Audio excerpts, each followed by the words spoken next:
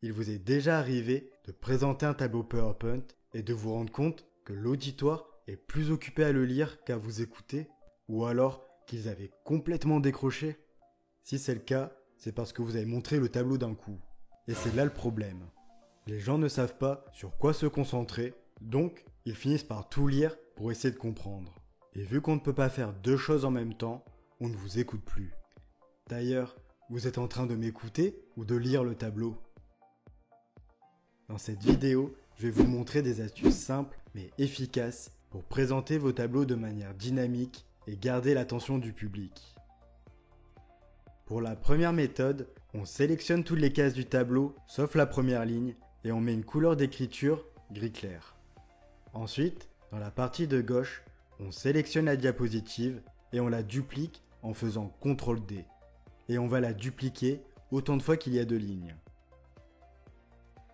Une fois que c'est fait, on va sur la deuxième diapositive et on sélectionne la première ligne pour mettre l'écriture en noir. Puis, on va sur la troisième diapositive pour mettre la deuxième ligne en noir. Et on va aller sur les diapos suivantes en mettant à chaque fois l'écriture de la ligne d'après en noir.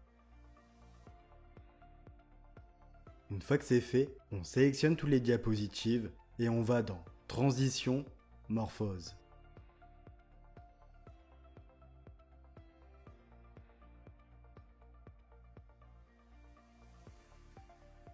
Pour la deuxième méthode, on commence par dupliquer la diapositive autant de fois qu'il y a de lignes dans le tableau.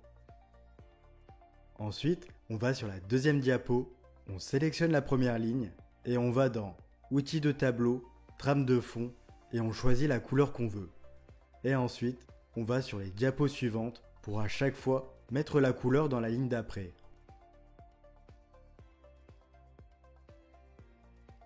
Une fois que c'est fait, on sélectionne toutes les diapos sauf la première et on va dans Transition, Morphose.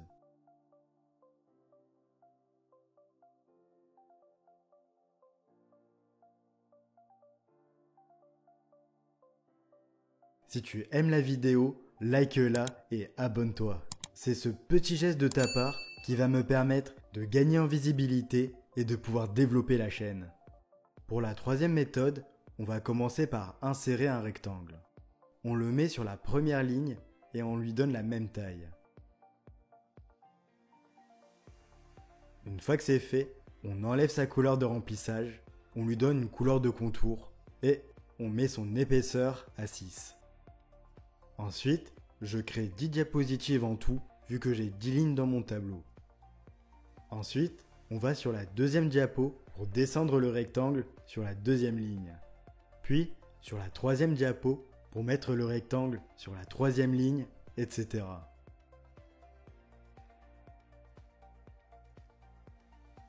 Une fois que c'est fait, on sélectionne toutes les diapos et on va dans Transition, Morphose.